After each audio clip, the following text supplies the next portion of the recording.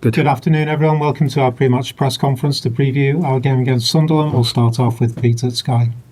Hi, David. Hi there. You okay? Good, thank you. Can we start with some team news? How are the guys looking ahead of Monday? Who do you want to know about? Well, I know Nathan Patterson's still out till late November. Yeah, he's had a sort of a small procedure on his groin, so he's obviously not available for this game. Yeah, we know Jarrod's obviously longer term. Yeah. Everyone come out of Tottenham recently? Yeah, I think so. I think we've got a couple of knocks and bruises and one or two people with little bits, but hopefully we'll be okay. Catching up for Monday. Looking back at that game on Sunday, I don't think many people watching it would have thought it was 3-0. Obviously, we know the challenge of Man City before that. So where do you think the team are right now going into these two games before the next international break? Well, we were disappointed to lose 3-0. I don't think we'd lost by that amount of goals, I think, since I came in. So that was a disappointment. But overall, I thought the performance, I've had a chance to look back at it, performance was fine. Obviously, set pieces play a big part in football. I know that as much as MD always have done. So we have to deal with it a little bit better. And obviously Sunderland going into this game off of the back of that impressive win at Chelsea on Saturday. What do you think of that performance and the challenge that they'll present to your team on Monday? I don't think it was just their performance at Chelsea. I think their performance all season's been really, really good. I think a lot of people have been surprised by it. But they've got a great crowd behind them. You know, they've been really strong at home as well. But obviously winning at Chelsea for MD is a big result. Also, I think the points total is best by 17 years. Yeah. No, it's actually, you know, it's gone back a little bit because with the last recent years, I think there's been a lot of media talk about how the promoted sides, tend to go down.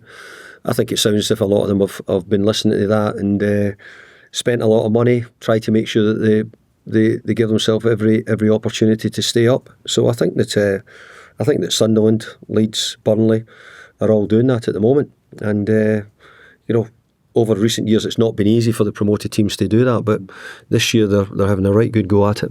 That just sort of underlines the competitiveness, I guess, of that Premier League right now in terms of these teams coming up and still give you a real good game as well. Yeah, well, no, we know that. I don't think here at Everton we've ever thought that the teams coming up wouldn't give us a really good game, but I do believe that the Premier League is a big strength. There's not much between many of the teams. You know, the games are pretty close. Yeah, there might be a few teams near the top who, in the main, would be better. But I think the rest of the league is quite competitive and not much between it.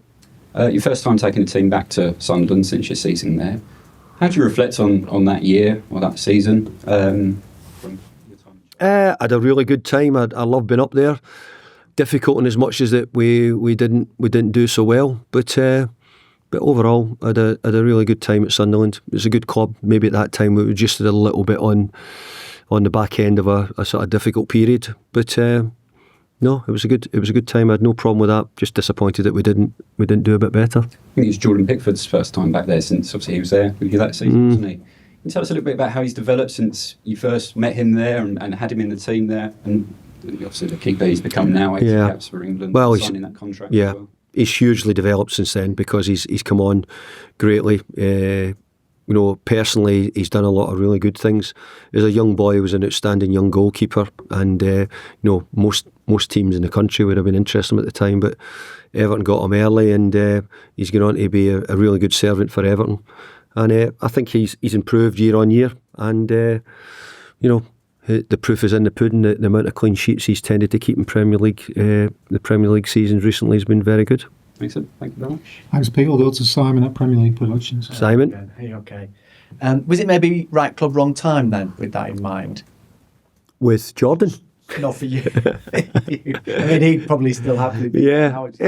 I think possibly it was in some ways, but overall, it was. I think in management you have to experience different sort of opportunities. I explored the one at Sunderland, and just unfortunately we didn't get things to go for us. I look back at it and with disappointment, but moved on from then. Sunderland have moved on, and I've moved on since then as well. It does feel like, to some degree, that Everton is a similar club in many ways in terms of the history, the fan base, and perhaps they're now starting to match the ambition of this club. Yeah, we're in a city with a really good team in Liverpool, which we have to be competitive with. Sunderland, if you work up at Sunderland, you've got to be competitive with Newcastle United, and you can see how well Newcastle United are doing. But Sunderland are challenging them this year. over the years we've challenged Liverpool in the city here, maybe not recently. So, and maybe the same with Sunderland. Sunderland maybe recently haven't challenged Newcastle, but hopefully both Sunderland will challenge Newcastle and we'll challenge Liverpool a little bit as well. I know you mentioned set pieces there. Sunderland, another one of the clubs at the moment who are trying to utilise that long throw quite a lot. Yeah. I don't know if you saw this week, Jolyon Lescott was writing about the time when you and he were here first time round, and about how you found a way to sort of overcome that, and he was quite praiseful of you. Well, I think that in years gone by we always used long throws, or you expected teams to use long throws. You found a way to stop or to counteract it. Them scoring or throwing. Yeah. So he was saying that when you were here first time, that you got them all on the line and then rushing out to do it, and it was a way that everybody should pick up.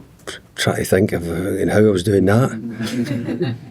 Jolene must know more than me now. Must have wrote it down. So I can't remember that, but I'll need to. Maybe if you ever saw what Jolene was saying, I'd remember. But I think everybody's looked at set pieces over the time, and it's become very much in fashion. But I never thought it really had ever gone out of fashion, to be honest.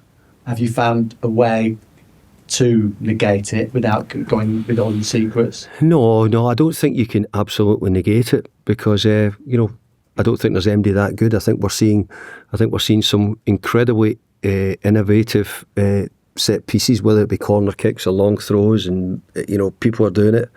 But I don't think you'll ever have it done exactly. But I think we'd always sort of take pride in making sure that we were good enough to sort of defend it, or maybe score now and again from them as well. Thank you. Thanks, Simon. We'll go to Julia at Radio on Lizzie side. Yes. Hey, David. Just on that then, there's been a lot of former managers talking this week about set pieces and all that type of stuff, and you're saying it's constantly evolving. Does football just go round in a circle as to what kind of happens, and how everyone plays? Yeah, look, I think in some ways possibly. I think if you were doing it 2 or 3 years ago, folk would have been saying, "No, what are you doing that for?" I still believe it was there. I still think that even 2 or 3 years ago, people were taking long throws and people were working on corner kicks. I don't think anything's really greatly changed. I just think that there's a little bit of media picking up on it. The team at the top of the league scoring more goals from set pieces than even open play, for example. So I've always thought at West Ham we were very good at set pieces. We had good deliverers with Craig Dawson who could head it. So it made it look as if we were actually very good at set pieces. Quite often you need people who are really good deliverers, and quite often you need people who are very good at heading the ball as well and brave. I think you can have the best set piece coach in the world, but if you don't have anybody who can deliver it and you don't have anybody who can head it, you'll still not get any success. So it is a big topic at the moment, yeah. We've sort of had this discussion before that strikers are always judged on goals, and fans get frustrated when they don't see the goals going in. There were chances against Spurs to get some goals. Can you, lift the curtain away a little bit and just reveal to people what goes on with strikers when you're going through a bit of a dry patch and you're in the training ground every day and maybe confidence is a bit low? How do you manage that? Well, you're right with the question, because, obviously we want our centre-forwards to score more goals. I think whatever we say, we are making more chances, we're having much more of the ball than we've had, we're being more creative in what we're doing. So this is where you're hoping that we make a few more chances and the forwards get it. And we've just, a couple of the games recently, we've just not quite got on the end of 2 or 3 things, which maybe on another day we do. Changes the outcome, changes the mood. So it's very difficult for MD. Footballers can lose confidence, when their form isn't so good.